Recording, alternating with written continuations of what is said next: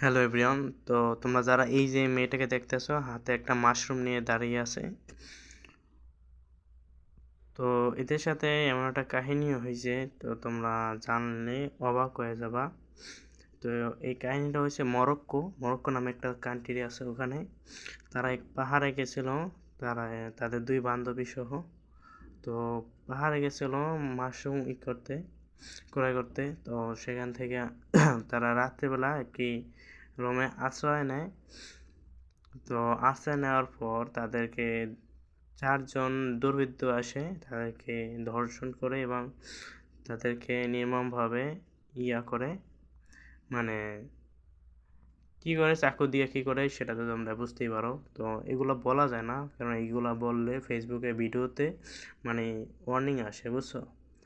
তো ভিডিওটা আমার কাছে আসিল, আমি ভয়ে ডিলিট করে দিছি। তো তোমরা অনেকের কাছেই পাবা ভিডিওটা, এই কমেন্ট বক্সে করলে এখানে পাবা।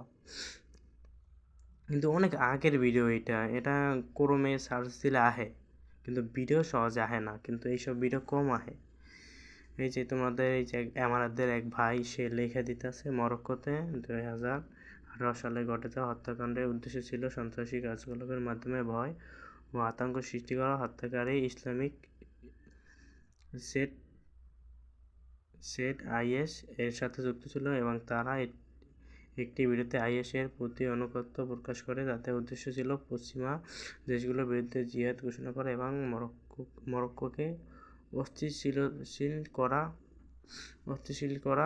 হত্যাকাণ্ডের বিচারে মরক্কো আদালত 3 জন আসামিকে মৃত্যুদণ্ড এবং একজনকে যাবজ্জীবন কারাদণ্ড দেয়। বিচারক বলেন, আসামিরা তাদের অপরাধের জন্য অনুতপ্ত নয় এবং তাদের শাস্তি প্রাপ্য।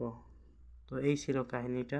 আমি বেশিরভাগ এই ভিডিওটা অনেক আগে মানে এই ঘটনাটা অনেক আগে হয়েছে, কিন্তু বর্তমানে ফেসবুকে এইটাও মানে খালি পোস্ট হইতেই আছে। এই ছবিটা আমার কাছেও আছে এখনও, আমি অনেক আগে দেখছি।